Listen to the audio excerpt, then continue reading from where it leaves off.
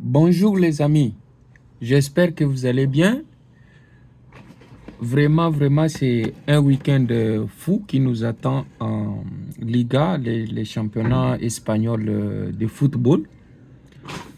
Ce week-end est très crucial pour la Ligue en haut du classement de la Liga avec 3 matchs tout particulièrement importants.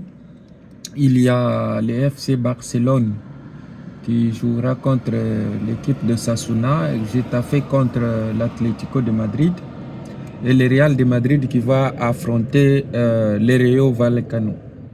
Ces rencontres pourraient avoir un impact très significatif sur la course au titre et aux places européennes. Alors, si vous n'êtes pas encore abonné à notre compte, s'il vous plaît, abonnez-vous et likez la vidéo et partagez pour nous soutenir. Alors, sans plus tarder, analysons rapidement ces 3 matchs et voir les enjeux et les conséquences probables à l'issue de ces 3 rencontres dans les classements de la Liga. Tout d'abord, le premier match qui se joue aujourd'hui, le 8 mars 2025, c'est le match Barcelone-Osasuna. Donc, c'est un match sous pression face à un adversaire, en tout cas imprévisible. Cette équipe d'Osasuna, je crois qu'elle avait gagné le match aller contre le FC Barcelone. Voilà. Le FC Barcelone étant actuellement en tête de la Liga ne peut pas se permettre de perdre ce match. Bien que sur le papier, Osasuna semble être une équipe à la portée des Blaugrana, elle est connue pour poser des problèmes aux gros cylindrés, tels que les Real, les Barça, tels et autres. Notamment avec son jeu très physique et discipliné. Donc les enjeux pour le FC Barcelone sont de distancer provisoirement le Real et l'Atlético de quelques points et de renforcer sa confiance avant la rencontre européenne de Ligue des Champions, le match retour face à Benfica. Ainsi, tout autre résultat qu'une victoire compliquerait sérieusement la course au titre pour le FC Barcelone, voulais-je dire. Donc voilà un peu ce qu'il faudrait retenir sur le match FC Barcelone et l'équipe d'Osasuna. Alors, le deuxième match, c'est le match qui oppose l'équipe de Getafe à l'Atlético de Madrid. C'est vraiment un derby très bouillant et explosif.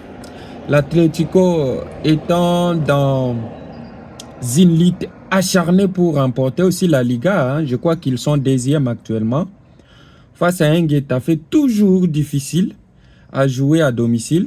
Ce match est un piège à mon avis, un piège absolu pour les hommes de Simeone.